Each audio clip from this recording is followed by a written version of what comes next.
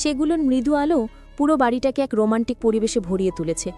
আমার মায়ের গা থেকে ভেসে আসা মৃদু সুগন্ধি আমার মনে প্রশান্তি এনে দেয়, কিন্তু সাথে সাথে এক অজানা অস্থিরতা বাড়িয়ে তোলে। মা একজন সুন্দরী এবং রহস্যময়ী নারী। তার লম্বা চুল, হাসি আর চোখের গভীরতা যেন সবকিছু করে দেয়। তিনি আমাদের জন্য সব করেন, কিন্তু তার রাতের কাজ নিয়ে আমার মনে অনেক প্রশ্ন। মা প্রতিদিন রাত 10টার পর বাড়ি থেকে বের হন এবং ভোরের দিকে বাড়ি ফিরে আসেন। ছোটবেলা থেকে আমি দেখে আসছি, কিন্তু বড় হওয়ার পর সেই দৃশ্যগুলোকে আর স্বাভাবিক মনে হয় না। একদিন মায়াকে আমি থামিয়ে বললাম, মা, তুমি এত রাতে কোথায় যাও? তোমার কোনো বিপদ হবে না তো? মা একটু হেসে আমার গালে হাত বুলিয়ে বললেন, তোর চিন্তার কোনো কারণ নেই আরিয়ান, আমি ভালো আছি। তার মুখে সেই স্নিগ্ধ হাসি, কিন্তু তার চোখের মধ্যে এক অদ্ভুত জটিলতা ছিল যা আমি ধরতে পারছিলাম না। আমার বন্ধুদের কথা মনে পড়ে গেল। তারা প্রায়ই বলতো, তোর মা কেন এত রাতে বেরোয়? কিছু কি লুকাচ্ছে? তাদের কথাগুলো আমার মনের মধ্যে এক একটা সন্দেহ বুনতে শুরু করে। একদিন এক বন্ধু বলল, আরিয়ান, তোর মাকে আমি রাত 2টার দিকে একটা পুরনো বিল্ডিংয়ের সামনে দাঁড়িয়ে থাকতে দেখেছি, একা।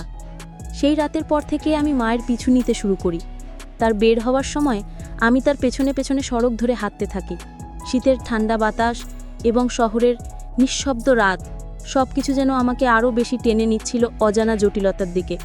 মা যে পথ ধরে চলেন সেটি অনেক পুরনো এবং নির্জন। গলির মোড়ে এসে তিনি একটি কফি শপের পাশে দাঁড়ালেন, আর আমি লুকিয়ে দেখছিলাম। হঠাৎ মায়ের মুখে অদ্ভুত এক উদ্বেগ ফুটে উঠল। আমি লক্ষ্য করলাম তার পেছনে একটি কালো রঙের গাড়ি ধীরে ধীরে এগিয়ে আসছে। মায়ের হাতে মোবাইল ফোনটা বারবার বাজছিল, কিন্তু তিনি ফোনটা ধরছিলেন না। আমি ছায়ার আড়াল থেকে সব দেখছিলাম। সেই মুহূর্তে মনে হলো মাকে কিছু বলতে যাব, কিন্তু গাড়ির ভিতর থেকে একজন অপরিচিত লোক নেমে এলো। লোকটি মায়ের দিকে এগিয়ে গেল এবং তারা কি যেন কথা বলতে লাগলো। আমি কিছুই শুনতে পাচ্ছিলাম না, কিন্তু তার ভঙ্গিমা দেখে মনে হচ্ছিল কথাগুলো খুব জরুরি এবং তীব্র। মা অস্থির চোখে এদিক ওদিক তাকাচ্ছিলেন। লোকটি হাত বাড়িয়ে মায়ের হাত ধরে কিছু একটা দেওয়ার চেষ্টা করল, আর মা যেন একটু দ্বিধায় পড়ে গেলেন। এই দৃশ্য দেখে আমার ভেতরে অস্বস্তি বাড়তে থাকলো, কিন্তু ঠিক তখনই মা হঠাৎ পেছন ফিরে চলে গেলেন। আমি তার পিছু নিলাম। এবার তিনি আরও দ্রুত হাঁটতে লাগলেন, যেন কিছু থেকে পালানোর চেষ্টা করছেন। মা পুরনো একটি ভবনের দিকে চলে গেলেন, যা পরিত্যক্ত এবং অন্ধকারচ্ছন্ন। ভিতরে প্রবেশের পর আমি বুঝতে পারলাম এখানে তার কাজের আসল রহস্য লুকানো আছে। চারপাশে ছায়া ছায়া অবস্থা, কিন্তু মায়ের প্রতিটি পদক্ষেপে কিছু একটা খুঁজে পাওয়ার ইঙ্গিত। তিনি কিছু একটা খুঁজছিলেন। আমি দূরে দাঁড়িয়েছিলাম, ভয় আর সন্দেহে মনটা কাঁপছিল। মা একসময় একটি টেবিলের উপর রাখা একটা ছোট ব্যাগ থেকে কিছু কাগজপত্র বের করলেন। সেই সময় আমার চোখে পড়ল একটা লোক আড়াল থেকে বেরিয়ে মায়ের দিকে এগিয়ে আসছে।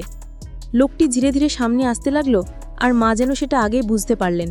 তার হাতটা ধরা, কিন্তু মায়ের মুখে এমন এক অদ্ভুত শান্তি যা আমার মধ্যে ভয়ের সৃষ্টি করল। তুমি এখানে কেন? লোকটির কণ্ঠস্বর নিচু এবং তার চোখে স্পষ্ট রাগ। মা শান্তভাবে বললেন, আমি এখানে কোনো কারণেই আসিনি। আমি শুধু যা খুঁজছি তা পেয়ে চলে যাব।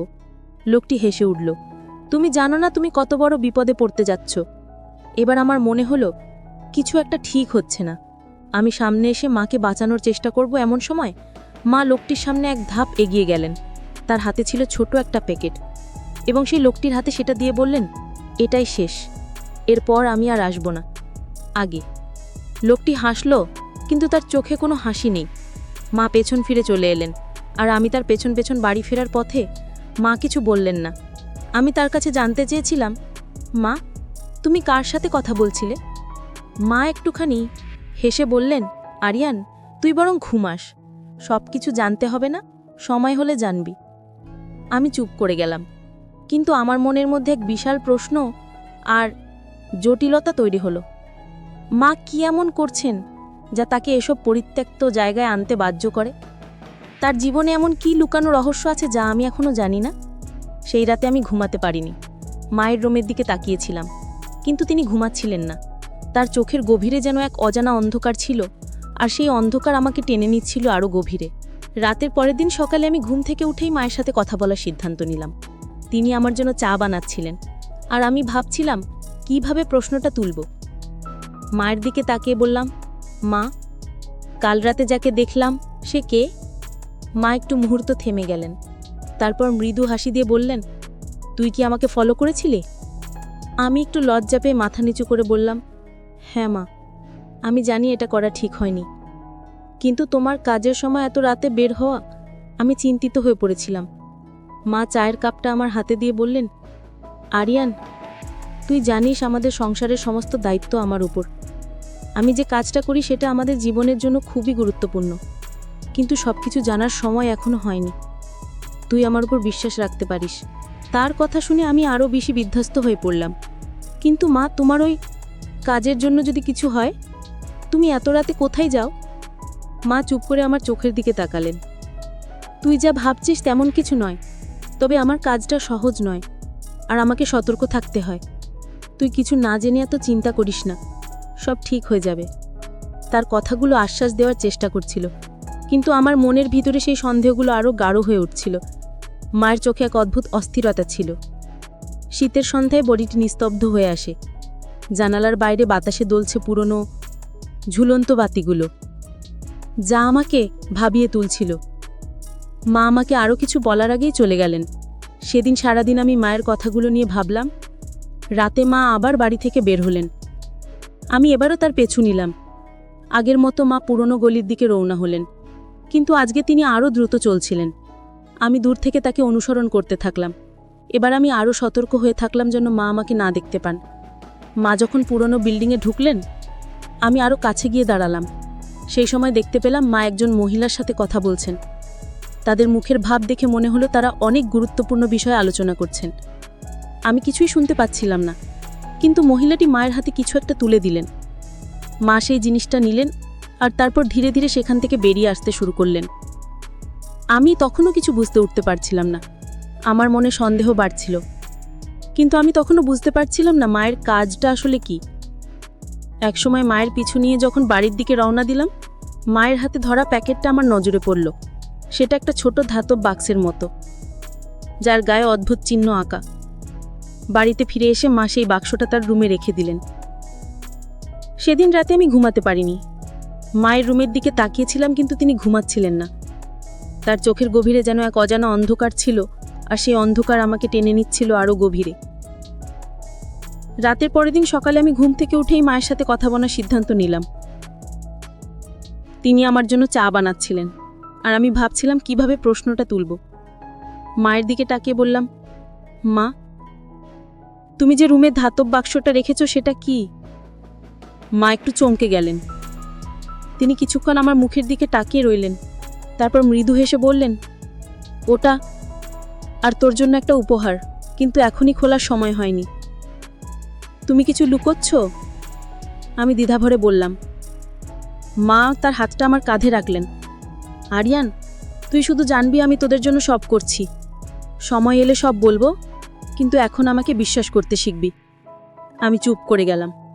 তার চোখে ছিল এক ধরনের স্নেহ, কিন্তু তার ভেতরে লুকানো ছিল গভীর কিছু, যা আমার জানা উচিত ছিল।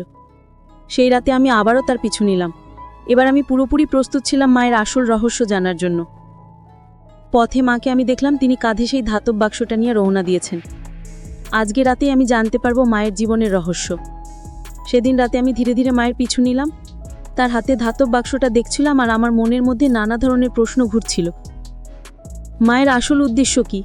তিনি কি এমন কাজ করছেন যা আমাকে বলছেন না? গলির মধ্যে ঢুকে মা এবার অন্য পথ ধরলেন।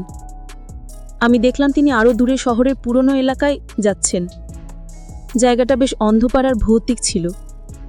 চারিপাশে পুরনো বাড়ি আর ভাঙাচোরা দেওয়াল। আমি নিজেকে লুকিয়ে মাকে অনুসরণ করতে লাগলাম। একটা সরু রাস্তায় পৌঁছে মা থামলেন। আমি লুকিয়ে থাকলেও দেখতে পেলাম মা সেই ধাতব বাক্সটা খুললেন, আর তার ভেতর থেকে একটা ছোট পেপার বের করলেন। কাগজের ওপর অদ্ভুত চিহ্ন আঁকা, যা আমি আগে কখনো দেখিনি। মা সেই কাগজটা নিয়ে বাড়ির ভাঙা দেওয়ালের সামনে দাঁড়িয়ে কিছু বলছিলেন। আমি কিছু শুনতে পাচ্ছিলাম না, কিন্তু তার মুখে দুশ্চিন্তা স্পষ্ট ছিল। হঠাৎ করেই দেওয়ালের ফাটল থেকে এক ধরনের আলোর ঝলকানি বেরোতে শুরু করলো। আমি হতবাক হয়ে তাকিয়ে রইলাম। সেই দেওয়ালের ভিতর থেকে যেন এক ধরনের পথ বেরিয়ে আসছিল। মা আলোর সামনে দাঁড়িয়ে তার হাতে ধরা কাগজটা উপরে তুলে ধরলেন। কাগজটা ঝলমল করতে লাগলো, আর আমি দেখতে পেলাম তার গায়ের অদ্ভুত চিহ্নগুলো জ্বলে উঠছে। মা আস্তে আস্তে সেই পথে ঢুকে গেলেন। আমার মনে তখন হাজারো প্রশ্ন ঘুরছিল। আমি এতদিন জানতাম মা শুধু আমাদের সংসারের খরচ চালানোর জন্য কঠোর পরিশ্রম করেন, কিন্তু এইসব রহস্যময় চিহ্ন আর আলোর পথ, এগুলো কিসের ইঙ্গিত দিচ্ছে? আমি ভয়ে ভয়ে সেই আলোর পথের দিকে পা বাড়ালাম। মাকে না দেখে এখন আর অপেক্ষা করতে পারছিলাম না। দেওয়ালের পথ ধরে একটু এগোতেই একটা গুহার মতো জায়গা চোখে পড়ল। ভেতরে আলো কম ছিল, কিন্তু কেমন একটা উষ্ণতা অনুভব করলাম। হঠাৎ আমি মাকে দেখলাম, তিনি এক অদ্ভুত প্রতিমার সামনে দাঁড়িয়ে আছেন। মূর্তিটা ছিল মানুষের মতো, কিন্তু তার হাতে ছিল একটা তলোয়ার। মায়ের চোখে অদ্ভুত দৃঢ়তা ছিল। তিনি মনে হচ্ছে প্রতিমার সাথে কথা বলছেন। আমি আরো কাছে এগিয়ে গেলাম। মায়ের মুখ থেকে কিছু